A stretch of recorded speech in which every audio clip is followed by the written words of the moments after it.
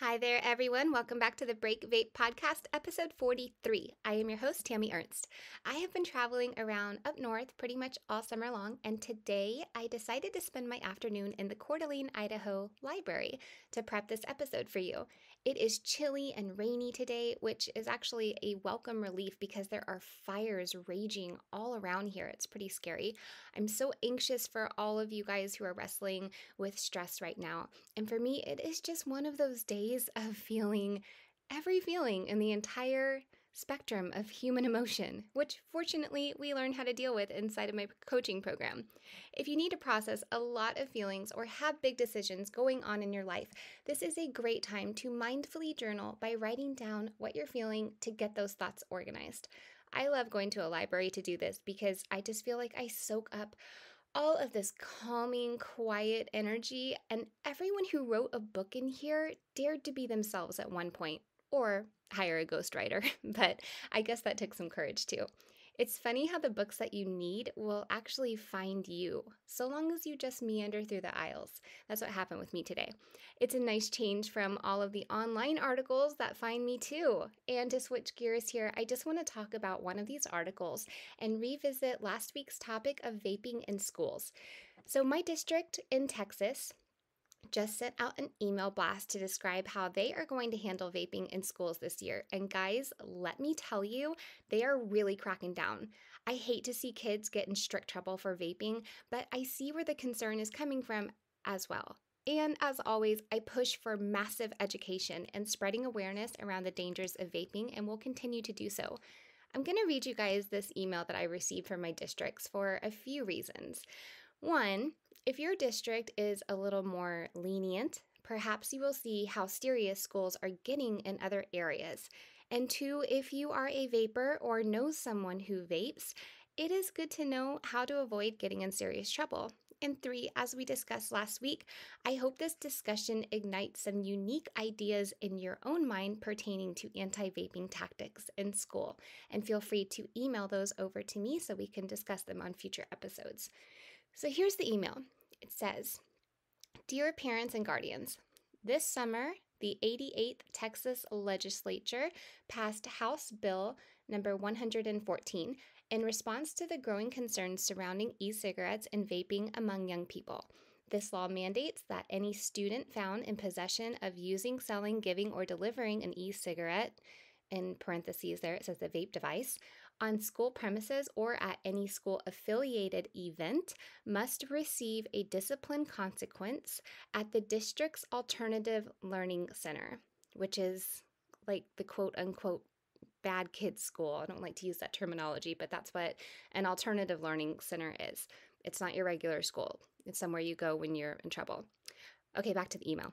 "Our district will make necessary adjustments to the student code of conduct in order to comply with this new law." How this might impact your student. Number one, if your student possesses an e-cigarette, even if it contains nothing or any component, part, or accessory from any vaping device while on school grounds or at a school-related event, they will be recommended for a mandatory placement at the ALC, which is that Alternative Learning Center, for at least 10 days for first-time e-cigarette offenses. Number two, it is important to note your student assumes responsibility for any item knowingly within their possession, even if it is not their own. Number three, when at the ALC, Alternative Learning Center, your student is not able to participate in any school activities. Furthermore, they may face removal from specific student clubs and organizations as stipulated by each organization's rules and regulations. Number four, students with ALC placements do not qualify for final exam exemptions for that school year. I'm going to say that again because this is really important, and I'm going to reiterate it again in a minute. Number four, students with alternative learning center placements do not qualify for final exam exemptions for that school year. Number five, modified bus transportation is provided to the ALC center but is not provided to elementary special opportunity school. And then it goes on to say, parent guardians next steps. Number one, please talk with your student to ensure that they are informed about the new law. Number 2, prompt your student to be aware of the contents of their backpack, vehicle, and personal belongings. Number 3, remind your student not to allow friends to store prohibited items such as e-cigarettes in their backpack or vehicle and discourage them from holding such items on behalf of others. Number 4, talk with your student regarding the adverse health effects of vaping. We have shared resources below to help you start the conversation, and the article goes on to include a link to the Center for Disease Control quick facts on the risks of e-cigarettes, and another link for our district's substance use awareness and prevention portal.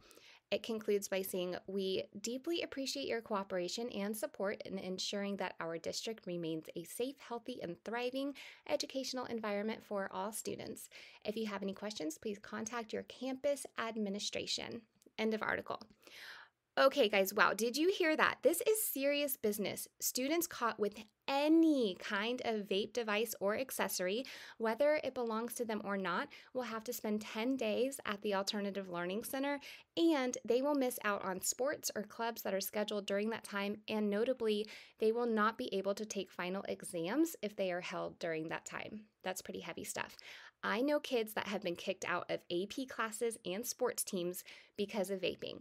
And then, unfortunately, they were even more unlikely to quit vaping because all of their positive motivation was taken away, and in its place, they were labeled as bad kids. So I understand the crackdown. Believe me, I do. And that is why I am helping spread the message so that you or someone you care about doesn't wind up in this kind of trouble. Again, I think the answer to being a society that is responsible for the addiction habits of our kiddos is massive education and awareness. Please like and share this episode, my friends. I have had some amazing coaching breakthroughs with clients who have ditched their vapes for good without relapsing, and I would love to help you as well. So head on over to www.breakvapes.com. That's www.breakvapes.com to schedule your free strategy session. And I look forward to helping you live a vape-free life for good as well. Again, students and parents, let's help each other out. Go share this episode, okay? Do it now. Like right now. School is literally starting. Okay, guys, that is it for this week. I hope you have an awesome rest of your day, and I will see you next week. Bye for now.